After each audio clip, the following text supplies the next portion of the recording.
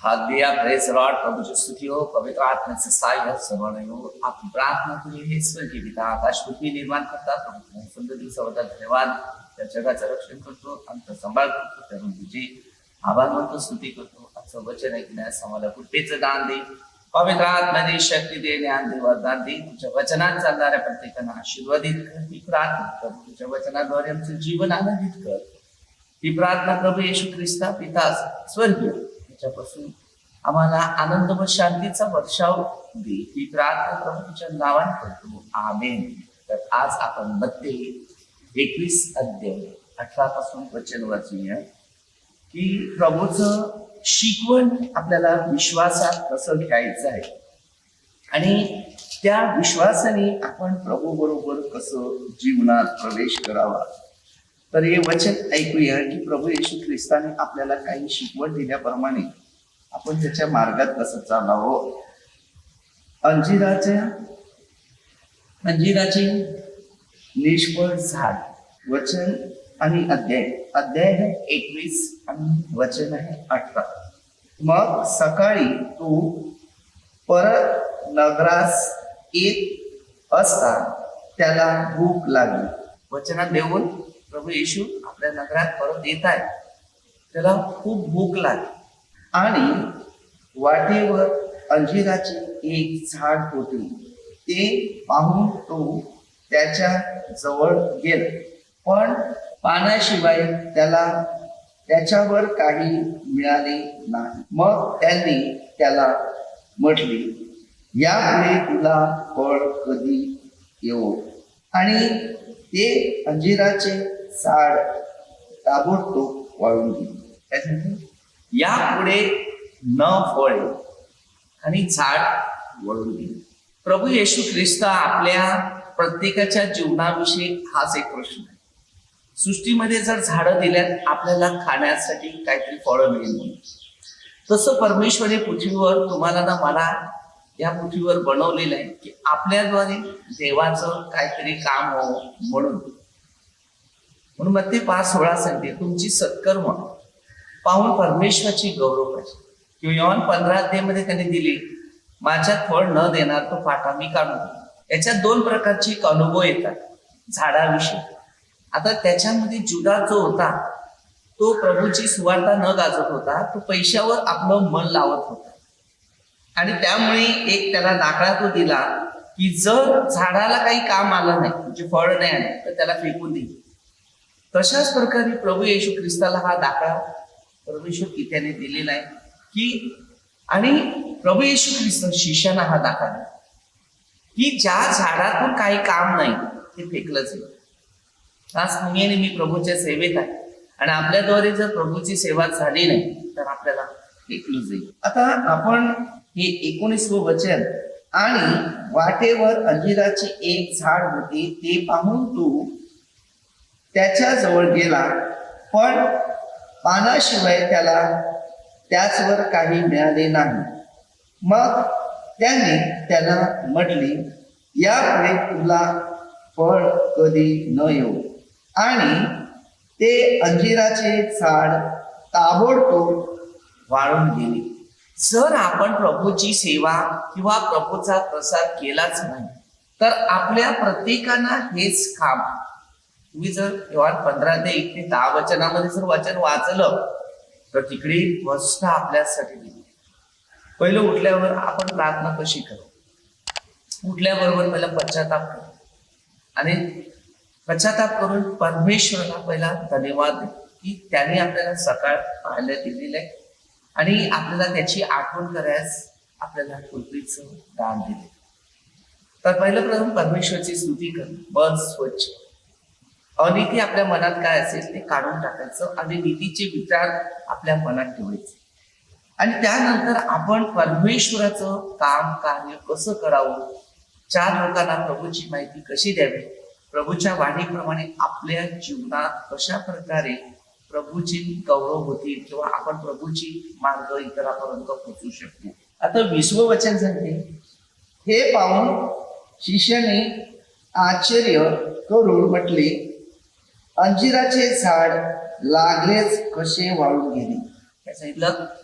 अंजिराचे झाड लागलेच कसे म्हणून. लूक 1:37. देवाला काहीच अशक्य नाही. जो प्रभूमध्ये आहे, वचनात आहे, शिक्षणात आहे, तो पूर्णपणे प्रभूच्या मार्गाचा अनुसरण. आपलं काम, आपलं कार्य हे परमेश्वर पित्याद्वारे चालत. आपण पापी आहोत. प्रत्येक माणसाने स्वतःला समजून घ्यायचे. आपण देवासारखे होऊ शकतात, पण देवले बनू शकतात. कारण हर उत्पत्ती 27 प्रत्येक मनुष्य देवाचं रूप आहे, पण माणसाची रूप पावडर मेकअप करून त्याने चेंज केली. पण देवासारखं म्हणून ते 5:16 प्रमाणे त्याच्यासारखं रूपाला ना आकार नाही दिला. आम्ही आमच्या जीवनाचा आकार हरवलेला, म्हणून आम्हाला आकार आहे. आणि जो आकार प्रभू येशू ख्रिस्तापासूनच माणसाला मिळतो, बाकी कोणाकडे आकार मिळत नाही. कितीतरी जगामध्ये मला भरपूर देव दिसतील, पण ते आकार सगळे गमावून बसले. आज तुम्ही सुद्धा देव आहात. तुम्हाला पण देवाचं वचन मिळालं, तेव्हा 35 दिले, तर तुम्ही देवाच्या शब्दाने देव बनता आणि देव तुमच्यात वास करतो. म्हणून पहिल्या 16-17 मध्ये पण आपण मानवाच्या मागे लागतो आणि त्याच्यामध्ये देव सगळ्यामध्ये परमेश्वरी आत्म्याच्या द्वारे उत्पत्ती 2:7 आणि योहान 10:17. व आत्मा आज देव आणि या आत्म्यामध्ये प्रत्येकाला परमेश्वरी देवरूप बनवते. पण देवाचं काम मात्र करत नाही, प्रतिरूप बनवत. प्रतिरूप कसं आहे? प्रभूने जी सुवार्ता गाजवली ती सुवार्ता आपण प्रत्येकाला द्यायची. ज्यांना ओळख नाही त्यांना ओळख द्यायची. आपली ओळख अहंकार, पैसा, वस्तू याच्यात आपलं जीवन नाही. प्रत्येक माणसाने देवाच्या वचनाचं पालन केलं पाहिजे आणि जर तो पालन करत असेल त्याला त्याचे उत्तर मिळते. स्तोत्रसेतमध्ये 51, 52, 53, 54, 55 या अध्यायामध्ये तुम्हाला तुमच्या मार्गाला कसं परमेश्वर तुम्हाला मार्गदर्शन करते. तुम्ही चुकल्यात, तुम्ही वाईट करतात, त्याला कशा प्रकारे त्याचं उत्तर त्यांना मिळेल आणि चांगलं करणाऱ्या त्यांना कसं उत्तर मिळेल हे आपल्याला त्या वचनात आपल्याला समजून देईल स्तोत्रसेतमध्ये. पण 21वं वचन घेऊया. येशूने त्यास उत्तर दिले, मी तुम्हास खचित सांगतो, तुमच्या ठाई विश्वास असला व तुम्ही संशय धरला नाही तर अंजिराच्या झाडाला केल्याप्रमाणे तुम्ही कराल. इतकेच नाही तर या डोंगरालाही तुटून समुद्रात टाकला जा, असे म्हणाल तसे होईल. आपल्या जीवनामध्ये एक शिक्षण घ्यायचं आहे. खाद्य परमेश्वराचं वचन कसं आहे, तर आपण आता वचन 22वं वाचू. आणि तुम्ही विश्वास धरून प्रार्थनेत जे काही मागाल ते सर्व तुम्हास मिळेल. आपला एक विश्वास असतो आणि आपण त्या विश्वासाच्या द्वारे कोणाकडे तरी चालले नाही. आपल्याला आशा आहे की त्यांच्याद्वारे आपल्याला काहीतरी मिळणार आणि या अपेक्षाने आपण धरतो आणि आपल्याला त्याच्यात काहीतरी फळं मिळतात. आता तुम्ही विचार करा, तसं प्रभू येशू करेल. जेव्हा तुम्ही एक विश्वासाच्या द्वारे प्रभूजवळ जे काही मागतात ते प्रभू येशू त्या क्षणात आपल्याला देण्यास तयार असतो. कधी कधी आपण प्रभूकडे मागत नाही. बघा, प्रत्येकाला परमेश्वराने एक बुद्धी ज्ञान दिली. वापर करताना कसा करावा. एक श्रीमंत असतील त्याच्याकडे पण पैसा दिले, एक गरीब असते त्याच्याकडे पण पैसा आहे. त्याने वापर कसा करावा, वाया मार्गामध्ये ठेवावं का चांगल्या मार्गामध्ये. तसं परमेश्वराने आपल्याला एक चांगलं जीवन दिले. हे जीवन कशा प्रकारे ठेवावं, चांगल्या कामासाठी ठेवावं का वाईट. आता जर तुम्ही चांगलं जीवन जगत असेल तर समोरचे व्यक्ती पैसा, धन, संपत्ती जर असेल तो त्याच्या मनामध्ये जलेसी सुरुवात होईल. कशाला की तू काहीतरी चांगलं करायला लागले ना, ते त्याला असं वाटते की माझ्यापेक्षा या कोणी असा श्रेष्ठ नसावा. रिया माणसाने अभिमान देवाविषयीच वाढवावा, धन संपत्तीविषयी. मी नेहमी लोकांना बायबल मधल्या गोष्टी शिकवतो. ज्या माणसाला खऱ्या जीवनामध्ये अर्थ आहे, 4 शुभवर्तमान ते आहेतच, पण जर जुन्या काळाचे अनुभव घेतले तर स्वतःसंहिता वाचा. याच्यात तुम्हाला सगळ्या गोष्टीची माहिती देईल. दुश्मनासाठी प्रार्थना आहे, हा, प्रीती करण्यासाठी प्रार्थना आहे, प्रत्येक विषयावर अवलंबून दिलेले. आम्ही मध्यस्थी पुस्तक लिहिलेलं आहे, त्याच्यामध्ये पण सर्व गोष्टींविषयी प्रार्थना दिलेली आहे. पण एक शिक्षण आहे की या पवित्र शास्त्रामध्ये एवढे चांगले गुण दिलेले आहेत, ते गुण आपण का घेतो? वाईट गुण पटकन का डोक्यात घेऊन आपला फायदा किती होईल? मला सांगा की तुम्ही दुसऱ्याचं वाईट घेऊन काय फायदा होतो? काहीच. रोमकर दुसरा देव वाचत, त्याच्यात तुम्हाला स्पष्ट शिकवण मिळेल. पवित्र शास्त्र असं आहे, यामध्ये राहिलं ना त्यांनी जिंदगीमध्ये समजून घ्या सगळं मिळवलं. पण यात नसेल, यामध्ये विरुद्ध असेल तर जीवनात सगळं इकडे जळून दे, इकडे काय राहणार? हार्ट प्रॉब्लेम होतो, शरीरामध्ये 8 प्रकारचे रोग राहील. देवाचं वचन आणि देवाचं सामर्थ्य अनुभूती तर जिंदगीमध्ये सगळं. आणि जगात अनेक मोह आहे, पैसा, वस्तू, खाणं पिणं, शराब, हर मोह आहे. कारण प्रभूने मध्ये 6 नावापासून प्रार्थना शिकवलेली. पण मोहाच्या आधी आपल्या पुढे परमेश्वर आहे. तिची राग द्वेष असला थोडीशी डोळे फक्त वर आणि त्या स्वर्गीय बापाकडे विनंती. त्याचा आशीर्वाद आपल्या जीवनात किती वेळा येतो आणि कसा येतो? जर तुमच्या अंगाला शार नाही तर मी तुम्हाला सांगेन, मला कधी कधी पण खूप काही कुटकुट करतात, बोलतात, छेळतात, त्रास देतात. माणूस स्वभाव आहे, मी माझं पाप लपवतो, कबूल करायचं. आपलं पाप कबूल कराच, ठेवून राग येतोच, सगळ्याला काढली घ्या. पण देवाने शिकवलेले क्षमा, मग ते 7 क्षमा देवाकडे विनंती. देव सर्वांचं कारण केलं, त्यांचंही कारण. पेत्राच्या दुसऱ्या पत्रात 3:9 वचन, कुणाचा नाश होईल देवाची इच्छा. कुणाच्या नाशासाठी आपल्याला प्रार्थना नाही करायची, त्याच्या भल्यासाठी. येशू पापी लोकांना वाचवायला नाही, मग आपण सुद्धा पापी लोकांना वाचवण्याचा प्रयत्न. कधी कधी विनाकारण आमच्यावर लोक जळतात, बोलतात, द्वेष करतात, सेवा करतात विनाकारण. आम्ही जेवढं माझ्याने बरं करता येते, चांगलं करता तेवढं मी करतो. माझ्या मनात मी ठेवत. लोक मला गैरसमजतात, त्यांचे वचन आहे, प्रत्येकाची आपली इच्छा आहे, प्रत्येकाच्या मंत्रेबाराची, प्रत्येकाच्या कृत्याप्रमाणे परमेश्वर करतो. आपलं कर्तव्य मात्र ठेवा. मी देवाला ओळखतो, त्याने नाही ओळखलं तर त्याचं माझं नाही. मला पण एकच काम करायचं, लोकांचं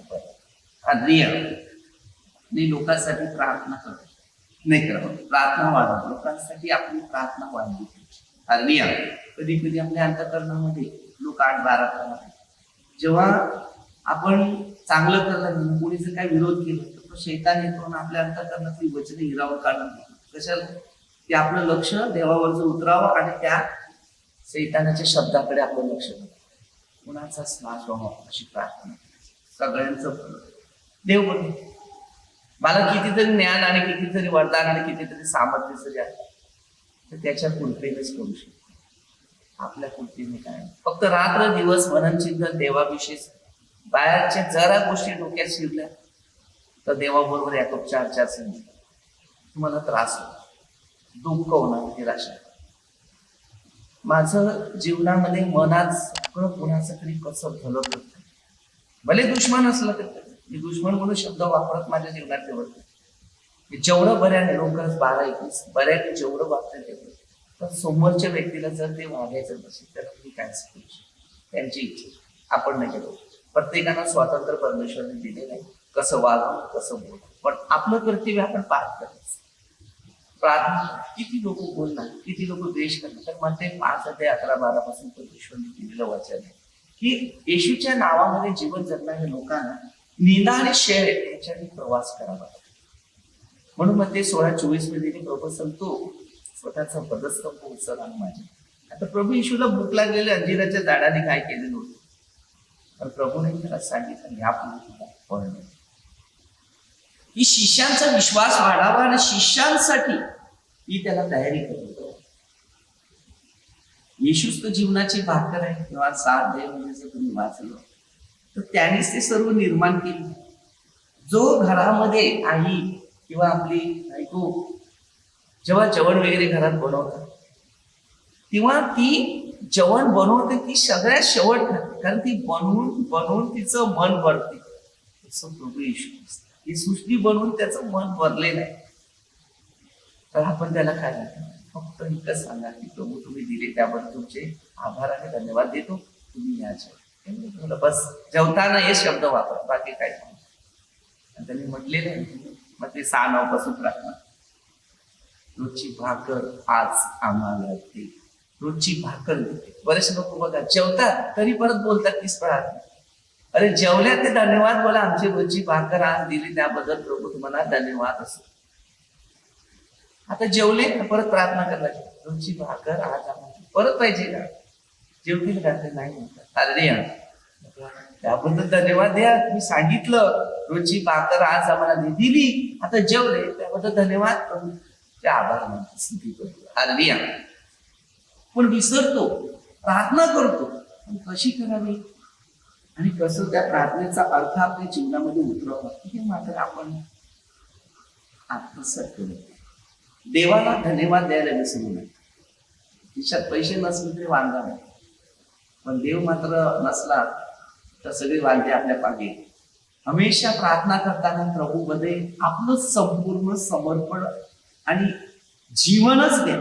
जी प्रभूपासून ज्या गोष्टी आपल्याला मिळतात ते जिंदगीमध्ये मी तुम्हाला सांगतो, पैसानं वस्तू जरी असली तरी, पैसानं धन आणि संपत्ती काय काय फायदे. मला माहिती आहे अनेक लोक धन संपत्तीची लालच आहे, पैशा मागे लागतात. आम्हाला विचार काय रे पैशाच्या मागे लागला, धन मिळवायला लागतं. चांगली गाडी आहे तुझ्याकडे, गाडी सेवेस आहे, तुला पाहिजे गाडी काय हे सगळं देतो, फक्त देवाची सेवा कर.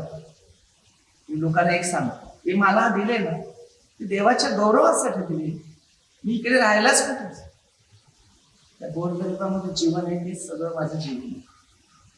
जे प्रभू येशूने गरीबासवर सांगितले, देण्यासवर. आज मी प्रभूमध्ये आहे, जितकं मला चांगलं करता येईल तितकं मी करतो. प्रत्येक माणसाला प्रभूची गरज आहे. जेवढी मला वेळ दिली जाते तुम्ही त्याचा वापर करतो. कोणताही गरीब आहे त्याला काय गरज आहे, हे बाबा घे, माझं नाही, त्या प्रभूने मला दिले, मी तुला द्यायला हे घे. त्याचे आभार मान माझ्या नको कर. दुःखी माणसाला आनंद कसा करता येईल हे शिका, बाकी काय. आणि देणारा माणूस दुसऱ्यांना देत राहतो तेव्हा त्याला आनंद व शांती येईल.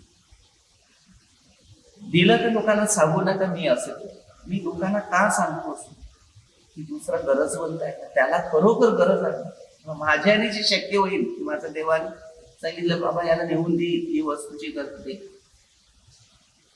कोणी माझ्या हातातून खाली जात नाही. जेवढं प्रभूने कामं दिले ती करतो आणि गरजवंतीची मदत करतो. मला माहिती आहे माझ्याकडे पैसे येतात काय, माझं काम आहे सेवा कर. पैसे देतील मला, मी घेतील देवाच्या राज्यात काही हिसाब करायचा, माझ्या हातात द्यायचा, मी द्यायचं. प्रभूच्या नावाने प्रार्थना करतो. तेच वर्गीय पिता परमेश्वर तुझी इच्छा प्रमाणे पूर्ण हो आणि तुझी इच्छेप्रमाणे त्यांच्या जीवनाची इच्छा पुढे हो. बस धन्यवाद आणि आभार मान, बस एवढ्याच गोष्टी करतो, बाकी काय नाही. कारण परमेश्वराच्या द्वारे आपल्याला सर्व मिळते. मी काही मोठा शिकलेला नाहीये, मी नेहमी लोकांसाठी मी 5वी 2ला केलं, पण माझ्या देवाने माझ्या कामासाठी मला तेवढं शिकवलं पाहिजे. परमेश्वर योग्य वेळी मला चांगलं सेवासाठी काम देतो, त्याचे मी मनापासून आभार मानतो, स्तुती करतो धन्यवाद. पण त्याच्या प्रेमाने मी आनंदी आहे, त्याची शांतीने मी शांती. जेव्हा एखाद्या माणसाने रस्त्याला जाताना जर जेवणाचा डबा गाडी जर क्रॉस माझी चालले पुढे आणि तिथे जर माणूस कोण बघितला तर मनाला खूप भरपूर वाटते नाही. जर गाडी वळण्याचा चान्स नसेल ते गाडी रिवर्स 1 किलोमीटर पेक्षा जास्त गाडी रिवर्सला घेऊन येईल, कारण शेवटी जेवण घेतल्याशिवाय कारण देवाने कामं दिल्या, कार्य दिले प्रसादाचं. आपलं जीवन नाही. त्या झाडाला प्रत्येकानं आता स्वतःला भूक लागली तर त्याला वाटलं तसंच आपण शिकायचं आहे. मध्ये 25 अध्याय 32 पासून जर तुम्हाला भूक लागली तर खायला नाही मिळत, तसंच समोरची व्यक्ती त्याला भूक लागली तुम्ही त्याला दिलं नाही खायला तर तुम्ही पण त्या झाडासारखे वळून जाते. का तो शाप त्याच्यातून फळ नाही आलं. आपण सुद्धा जर ते फळ दिलं नाही, तो भुकेलाय त्याला खायला नाही दिलं, तो सुद्धा भूक लागलेला माणूस शाप देतो की माझ्या जवळून गेला तरी मला खायला नाही. लक्षात ठेवा, कोणताही गरजवंत आहे त्याला भूक लागली आपण काय दिलं नाही त्याचे शाप होणार. मी पण लहान असताना एका घरी माझ्या घरातून वडिलांनी बाहेर काढले, तर मी वडील म्हणून असं 4 बाजूला शेतीचं जागा आहे, त्या 4 बाजूला भीतीमुळे मी लपून राहायचो. मला तेव्हा लहान असताना शिस्त दिली. देवाचे आभार मानतो की त्यावेळेला मला सहन करण्याची शक्ती तेव्हा दिली नसती त्या वडिलांपासून माझ्या, तर आज मी सहन करू शकतो. तर तिथे लपायचं 3 दिवस मी पेंड्यामध्ये लपून राहिलो होतो. आबा मारेल म्हणून घाबरलो. माझा एक मित्र होता, त्यांच्या नातेवाईकामध्ये लग्न होतं. मग ते आज चल, आज आपल्याला तुला खायला मिळेल, माझ्या बरोबर चल, तुला वडे पिढे मिळतील खायला, आता तुला टेन्शन नाही. चल, छोटासा असताना गेलो त्याच्या जोडीला. गेला तर त्यांच्या लग्नाची त्या पोराची जी आई होती, आले का वडे खायला, पाठ काढली आमची. मी पण त्यांचे नाते आणि त्या आशाने आम्ही गेली. भूक लागली इकडे खाण्यासाठी, मनात वाईट वाटलं. अपेक्षेने आलो पण खायला नाही. काय करायचं मी बघतो, जर मला मिळालं खूप इच्छा होती पण निराशा झाली. शेवटी आलो मी निघून, ओरडलं म्हणून. ते थोडं लांब होतं. घरी आलो, लपत घरी आलो, काय काय भेटीत जातात पण कुठेच काय सापडलं. मी शांत झालो. दिवस नाही घरी आलो. तर काही दिवस हे देवाच्या गौरवासाठी असतात. मला भूक समजलेली होती, भूक काय आहे तेव्हा मला कळालं की दुसऱ्यासाठी. येशू ख्रिस्ताला पण ही भूक समजली. झाडाला शाप दिला त्यांनी, झाड फळ न कधी. तरी लोकांसाठी भुकेसाठी खाण्याची तयारी. बायबलमध्ये बऱ्याचशा गोष्टी अशा बघायला मिळतात. लोकांनी येशूसाठी काय केलं आणि जो दुसऱ्यासाठी करते त्याला परमेश्वर सगळं काय देतो. स्त्रियांनी शेवटला येशूच्या बाबतीत मजबूती आली आणि स्त्रियांना शेवटी त्याची बदनामीमध्ये टाकण्यात. संशयवृत्ती आज समाजात काही चांगलं काम करायला लागलं तर त्याच्यावर संशयवृत्ती असते. कारण का त्यांची विचार. मग ते 5 अध्याय 27-28 पासून वचन. एखाद्याला मी काम इच्छेने पाहत असेल तर व्यभिचार. कोणाच्या संशयवृत्ती तुम्ही जाऊ नका. मी नेहमी लोकांना शिकवतो, कोणी काही पाप केलं त्याचं करू दे, त्याला देव बघेल. तुम्ही कोण बोलणार नाही. तुम्ही त्यासाठी फक्त प्रार्थना करा, हे स्वर्गीय पिता त्या पापापासून त्याला मुक्त. एक दिवस मनुष्य त्या पापातून मुक्त होतो. आपण कोणत्याही गोष्टीमध्ये विचार चांगला केला तर तुम्ही पण त्याच विचारा, पण तुम्ही दुसऱ्यांचा वाईट केला तुम्हीच त्या पापामध्ये जा. आणि त्या दिवसात नंतर समजलं की थोड्या दिवसांनी की तुमचं लाईफ कसं आहे. ते 7:1 मध्ये दिले, कोणाचा दोष काढू नका. प्रभू येशूने आपल्याला दोषासाठी बनवलं नाही, तो दोष लोकांची दूर करण्यासाठी. प्रभूने आपल्यासाठी एक चांगली योजना ठेवली. देवाच्या राज्यात प्रवेश कसा करा, प्रभूची आणि वचनाची त्याची माहिती कशी द्या. आपण चांगल्यामध्ये चाललो ते चांगल्याचे आस्था बाळगतील. तुमचं कोण माहिती. आणि लोकांनी बोलल्यानंतर तुम्ही तुमच्या जीवाला कशाला भीतीचा आत्मा. मला तर दुनियाचे लोक आहेत ज्यांना पटत नाही तर बोल, त्याला काय कर. आपल्याला माहिती हे बोलणार आहे, बोलून दे, त्यांचं कामच आहे. प्रभू येशूला नाही सोडलं तर तो पवित्र आत्मा का भरलेला. आपण तर पापी आहे, सोडून दे. आपलं तर काही ठिकाण नाही. अरे त्या देवाने आपल्यासाठी काय योजना दिल्या ना, काय काम दिल्या ती करा आणि गपचूप. हा मत कारण तेव्हा 9:31 मध्ये देव पापी लोकांचं ऐकत नाही. जो देवाचा भक्त आणि त्याची इच्छेप्रमाणे वर्तन करतो, पापात पडतो ना, त्याला पापी म्हणतात. तरी पण येशू पापी लोकांना वाचवण्यासाठीच आले, त्याच्यातनं मला बाहेर काढलं. म्हणून येशूच्या द्वारे संत पौलाला कसं जेव्हा पहिला शेळ केला आणि नंतर त्याला पीडा भोगायला लागली, तसं आपल्याला भोगायला लागतं. तसं पूर्वी काय पाप केले त्याचं कर्मभोग आपल्याला गरजेचंच आहे. बोलू दे ना कोणाला केले पाप, म्हणून मी नेहमी लोकांना बोलतो मी पाप. मी आज चांगलं करत आहे तरी मला लोक तेच दोषाने देणार, कारण पहिल्याच पासून त्यांच्या मनामध्येच एक नफरत शिरलेली आहे. तो बोल, म्हणून मी बोलतो ना, खातो मी तू हे काय केलंय, देवाच्या गौरव असेल, पाप नाही केले. पवित्रतामध्ये काय नाही. कोणी दिलं तरी माझ्यापेक्षा गरजवंत आहे त्यांना नाही. माझ्या स्वतःचा मी कधी विचार करत, कधी जेवायला जेवलो तो आद्यापर्यंत नाही, ते कधी जेवत पण काय खायचाच नाश्ता नाही केला, नाही केला. नाश्ता केला तर जेवण. देवाने काम दिले ते करायचं. देवाच्या कामासाठी निवडले नाही, तो आपला विचार नाही करायचा. लहान असताना चोरी केली नाही, सत्य आणि प्रामाणिकमध्ये मी जास्त जीवन जगले आणि दुसऱ्याच्या गरजेसाठी पाहिजे तशी मनासारखी भरपूर पापामध्ये ते नाही. पाप म्हणजे कोणाच्या सहवासच माहिती, कोणी बाई नाही, कोणी मुली नाही, कोणाचीच नाही. म्हणजे आता प्रभूमध्ये आल्यानंतर लोकांशी थोडंफार मी बोलतो, नाही तर मला 100% कोणाचा म्हणजे बोलावर बोलायला मला हवं. 10-15 मिनिटं बस काहीतरी असेल ते ठीक आहे. आपल्याला ज्या कामात आहे देवाबरोबर बसायला वेळ नाही, लोकांबरोबर बसायला काय नाही. लोक येतात आपल्या स्वार्थ घेतात आणि निघून जातात. जी वेळ कसा आहे आणि कसा वापर येशूने काय सांगितले, योहान 17:7 जी मला दिल्यात त्याच्या नावात मी त्यांना देईन. जी देवाने आपल्याला दिल्यात ना, त्यांना काय करायचं, देवाची माहिती देऊन त्याला देवाच्या कामामध्ये वाढवायचं.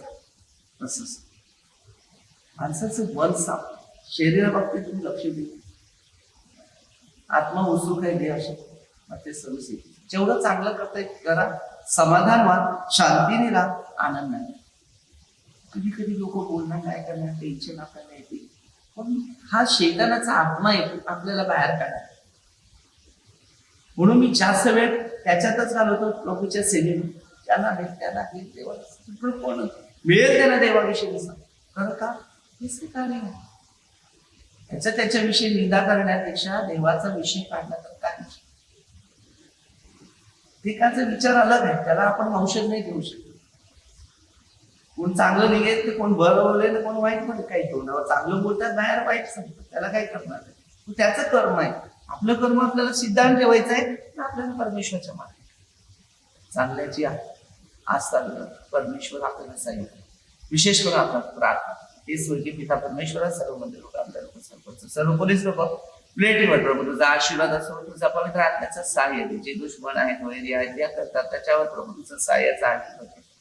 तुला योग्य वाटते ते कर. आम्ही पापी आहोत, तुझ्या विरुद्ध सत्याला पाप केले, सर्व पापांची क्षमा कर. आत्मा शरीर प्रभू तुझ्या हातात देतो, त्याचा स्वीकार कर आणि तुझ्या इच्छेप्रमाणे संपूर्ण दिवस तुझ्या राज्यात आणि तुझ्या मार्गात प्रवेश करण्याची कृपा दे. सर्व वाईट कर्मापासून आमचा सांभाळ आणि आम्हाला स्वर्ग राज्यात आमचा प्रवेश देऊ. ही प्रार्थना येशूच्या नावाने करतो, आमेन.